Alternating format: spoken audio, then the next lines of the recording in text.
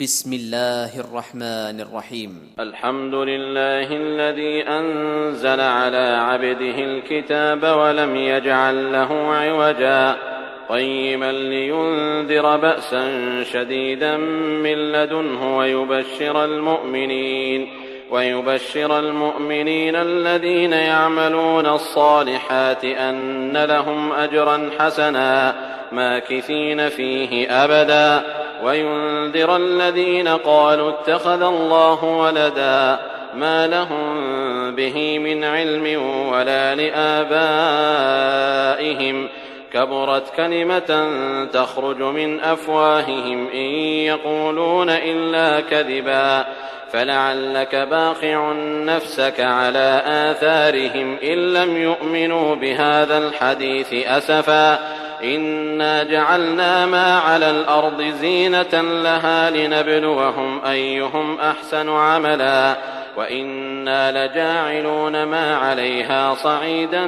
جرزا أم حسبت أن أصحاب الكهف والرقيم كانوا من آياتنا عجبا إذ أوى الفتية إلى الكهف فقالوا ربنا آتنا من لدنك رحمة وهيئ لنا من أمرنا رشدا فضربنا على آذانهم في الكهف سنين عددا ثم بعثناهم لنعلم أي الحزبين أحصى لما لبثوا أمدا نحن نقص عليك نبأهم بالحق إنهم فتية آمنوا بربهم وزدناهم هدى وربطنا على قلوبهم إذ قاموا فقالوا ربنا رب السماوات والأرض لن ندعو من دونه إلها لقد قلنا إذا شططا هؤلاء قومنا اتخذوا من دونه آلهة لولا يأتون عليهم بسلطان بين فمن أظلم ممن افترى على الله كذبا وإذ اعتزلتموهم وما يعبدون إلا الله فأووا إلى الكهف ينشر لكم ربكم من رحمته ويهيئ لكم من أمركم مرفقا وترى الشمس إذا طلعت تزاور عن كهفهم ذات اليمين وإذا غربت تقرضهم ذات الشمال وهم في فجوة منه ذلك من آيات الله من يهد الله فهو المهتد ومن يضلل فلن تجد له وليا مرشدا وتحسبهم أيقاظا وهم رقود ونقلبهم ذات اليمين وذات الشمال وكلبهم باسط ذراعيه بالوصيد لو اطلعت عليهم لوليت منهم فرارا ولملئت منهم رعبا وكذلك بعثناهم ليتساءلوا بينهم قال قائل منهم كم لبثتم قالوا لبثنا يوما أو بعض يوم قالوا ربكم أعلم بما لبثتم فابعثوا أحدكم بورقكم هذه إلى المدينة فلينظر أيها أزكى طعاما فليأتكم برزق منه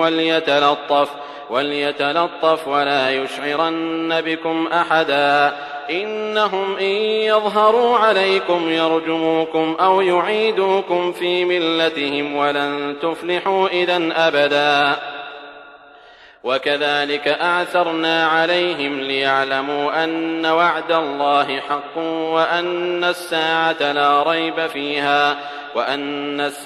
لا ريب فيها إذ يتنازعون بينهم أمرهم فقالوا ابنوا عليهم بنيانا ربهم أعلم بهم قال الذين غلبوا على أمرهم لنتخذن عليهم مسجدا سيقولون 3 رابعهم كلبهم ويقولون 5 سادسهم كلبهم رجما بالغيب ويقولون 7 وثامنهم كلبهم قل ربي أعلم بعدتهم ما يعلمهم إلا قليل فلا تمار فيهم إلا مراء ظاهرا ولا تستفت فيهم منهم أحدا ولا تقولن لشيء إني فاعل ذلك غدا إلا أن يشاء الله واذكر ربك إذا نسيت وقل عسى أن يهديني ربي لأقرب من هذا رشدا ولبثوا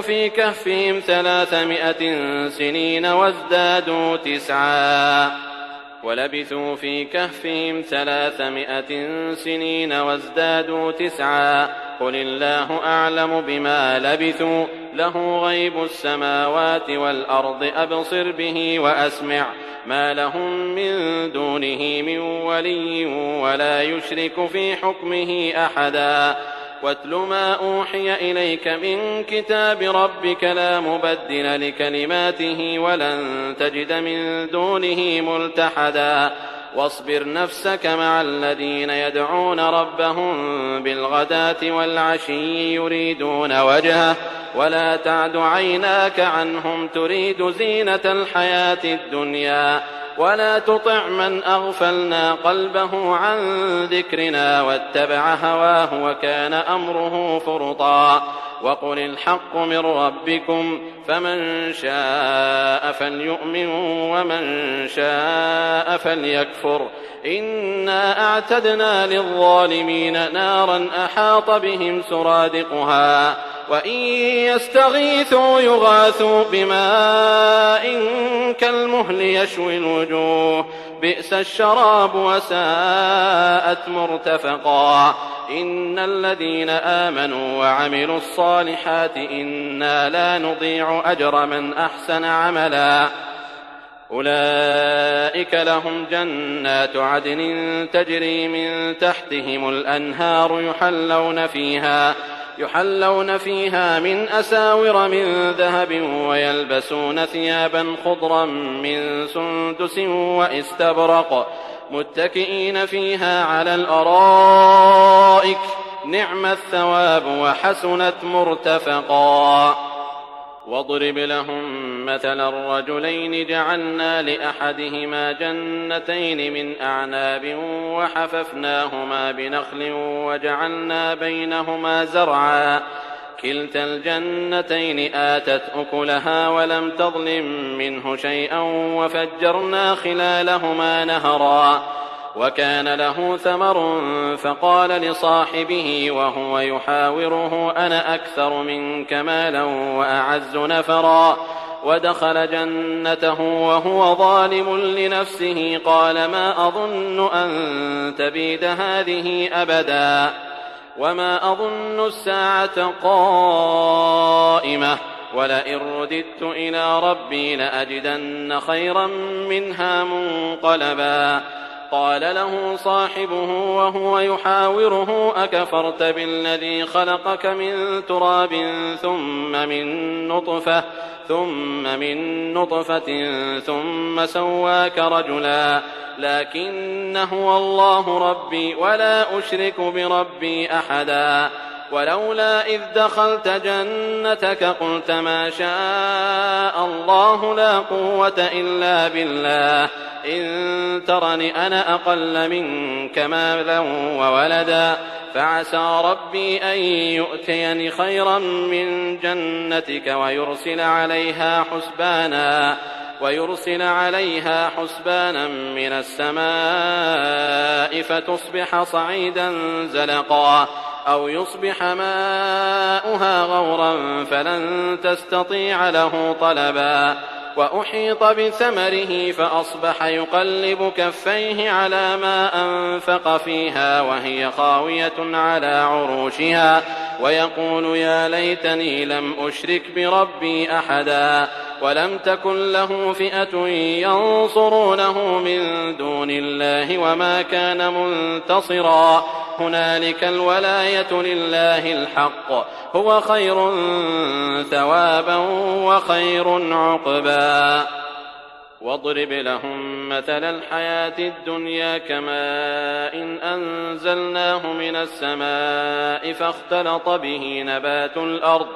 فاختلط به نبات الأرض فأصبح هشيما تذروه الرياح وكان الله على كل شيء مقتدرا. المال والبنون زينة الحياة الدنيا والباقيات الصالحات خير عند ربك ثوابا وخير أملا. ويوم نسير الجبال وترى الأرض بارزة وحشرناهم فلم نغادر منهم أحدا وعرضوا على ربك صفا لقد جئتمونا كما خلقناكم أول مرة بل زعمتم أن لن نجعل لكم موعدا. ووضع الكتاب فترى المجرمين مشفقين مما فيه ويقولون يا ويلتنا ما لهذا الكتاب لا يغادر صغيرة ولا كبيرة إلا أحصاها ووجدوا ما عملوا حاضرا ولا يظلم ربك أحدا. وإذ قلنا للملائكة اسجدوا لآدم فسجدوا إلا إبليس كان من الجن ففسق عن أمر ربه أفتتخذونه وذريته أولياء من دوني وهم لكم عدو بئس للظالمين بدلا. ما أشهدتم خلق السماوات والأرض ولا خلق أنفسهم وما كنت متخذ المضلين عضدا. ويوم يقول نادوا شركائي الذين زعمتم فدعوهم فلم يستجيبوا لهم وجعلنا بينهم موبقا. ورأى المجرمون النار فظنوا أنهم مواقعوها ولم يجدوا عنها مصرفا. ولقد صرفنا في هذا القرآن للناس من كل مثل وكان الإنسان أكثر شيء جدلا.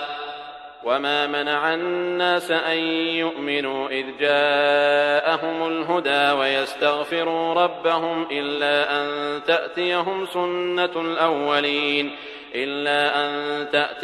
سنة الأولين أو يأتيهم العذاب قبلا. وما نرسل المرسلين إلا مبشرين ومنذرين ويجادل الذين كفروا بالباطل ليدحضوا به الحق واتخذوا آياتي وما أنذروا هزوا. ومن أظلم ممن ذكر بآيات ربه فأعرض عنها ونسي ما قدمت يداه إنا جعلنا على قلوبهم أكنة أن يفقهوه وفي آذانهم وقرا وإن تدعهم إلى الهدى فلن يهتدوا إذن أبدا. وربك الغفور ذو الرحمة لو يؤاخذهم بما كسبوا لعجل لهم العذاب بل لهم موعد لن يجدوا من دونه موئلا. وتلك القرى أهلكناهم لما ظلموا وجعلنا لمهلكهم موعدا. وإذ قال موسى لفتاه لا أبرح حتى أبلغ مجمع البحرين أو أمضي حقبا فلما بلغا مجمع بينهما نسيا حوتهما فاتخذ سبيله في البحر سربا. فلما جاوزا قال لفتاه آتنا غداءنا لقد لقينا من سفرنا هذا نصبا. قال أرأيت إذ أوينا إلى الصخرة فإني نسيت الحوت وما أنسانيه إلا الشيطان أن أذكره واتخذ سبيله في البحر عجبا. قال ذلك ما كنا نبغ فارتدا على آثارهما قصصا فوجدا عبدا من عبادنا آتيناه رحمة من عندنا وعلمناه من لدنا علما. قال له موسى هل أتبعك على أن تعلمني مما علمت رشدا قال إنك لن تستطيع معي صبرا وكيف تصبر على ما لم تحط به خبرا. قال ستجدني إن شاء الله صابرا ولا أعصي لك أمرا. قال فإن اتبعتني فلا تسألني عن شيء حتى أحدث لك منه ذكرا. فانطلقا حتى إذا ركبا في السفينة خرقها قال أخرقتها لتغرق أهلها لقد جئت شيئا إمرا قال ألم أقل إنك لن تستطيع معي صبرا قال لا تؤاخذني بما نسيت ولا ترهقني من أمري عسرا فانطلقا حتى إذا لقيا غلاما فقتله قال أقتلت نفسا زكية بغير نفس لقد جئت شيئا نكرا قال ألم أقل لك إنك لن تستطيع معي صبرا قال إن سألتك عن شيء بعدها فلا تصاحبني قد بلغت من لدني عذرا فانطلقا حتى إذا أتيا أهل قرية استطعما أهلها فأبوا أن يضيفوهما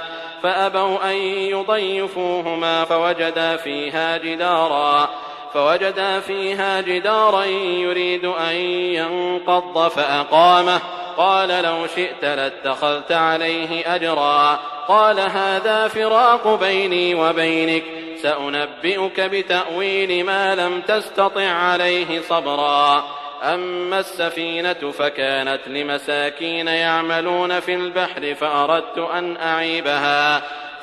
أن أعيبها وكان وراءهم ملك يأخذ كل سفينة غصبا وأما الغلام فكان أبواه مؤمنين فخشينا أن يرهقهما طغيانا وكفرا فأردنا أن يبدلهما ربهما خيرا منه زكاة وأقرب رحما وأما الجدار فكان لغلامين يتيمين في المدينة وكان تحته كنز لهما وكان أبوهما صالحا فأراد ربك أن يبلغا أشدهما ويستخرجا كنزهما رحمة من ربك وما فعلته عن أمري ذلك تأويل ما لم تسطع عليه صبرا ويسألونك عن ذي القرنين قل سأتلو عليكم منه ذكرا إنا مكنا له في الأرض وآتيناه من كل شيء سببا فأتبع سببا حتى إذا بلغ مغرب الشمس وجدها تغرب في عين حمئة ووجد عندها قوما قلنا يا ذا القرنين إما أن تعذب وإما أن تتخذ فيهم حسنا قال أما من ظلم فسوف نعذبه ثم يرد إلى ربه فيعذبه عذابا نكرا وأما من آمن وعمل صالحا فله جزاء الحسنى وسنقول له من أمرنا يسرا ثم أتبع سببا حتى إذا بلغ مطلع الشمس وجدها تطلع على قوم لم نجعل لهم من دونها سترا كذلك وقد أحطنا بما لديه خبرا ثم أتبع سببا حتى إذا بلغ بين السدين وجد من دونهما قوما لا يكادون يفقهون قولا قالوا يا ذا القرنين إن يأجوج ومأجوج مفسدون في الأرض فهل نجعل لك خرجا على أن تجعل بيننا وبينهم سدا قال ما مكني فيه ربي خير فأعينوني بقوة أجعل بينكم وبينهم ردما آتوني زبر الحديد حتى إذا ساوى بين الصدفين قال انفخوا حتى إذا جعله نارا قال آتوني أفرغ عليه قطرا فما استطاعوا أن يظهروه وما استطاعوا له نقبا قال هذا رحمة من ربي فإذا جاء وعد ربي جعله دكاء وكان وعد ربي حقا وتركنا بعضهم يومئذ يموج في بعض ونفخ في الصور فجمعناهم جمعا وعرضنا جهنم يومئذ للكافرين عرضا الذين كانت أعينهم في غطاء عن ذكري وكانوا لا يستطيعون سمعا أفحسب الذين كفروا أن يتخذوا عبادي من دوني أولياء إنا أعتدنا جهنم للكافرين نزلا قل هل ننبئكم بالأخسرين أعمالا الذين ضل سعيهم في الحياة الدنيا وهم يحسبون أنهم يحسنون صنعا أولئك الذين كفروا بآيات ربهم ولقائه فحبطت أعمالهم فلا نقيم لهم يوم القيامة وزنا ذلك جزاؤهم جهنم بما كفروا واتخذوا آياتي ورسلي هزوا إن الذين آمنوا وعملوا الصالحات كانت لهم جنات الفردوس نزلا خالدين فيها لا يبغون عنها حولا قل لو كان البحر مدادا لكلمات ربي لنفد البحر قبل أن تنفد كلمات ربي ولو جئنا بمثله مددا قل إنما أنا بشر مثلكم يوحى إلي أنما إلهكم إله واحد فمن كان يرجو لقاء ربه فليعمل عملا صالحا ولا يشرك بعبادة ربه أحدا.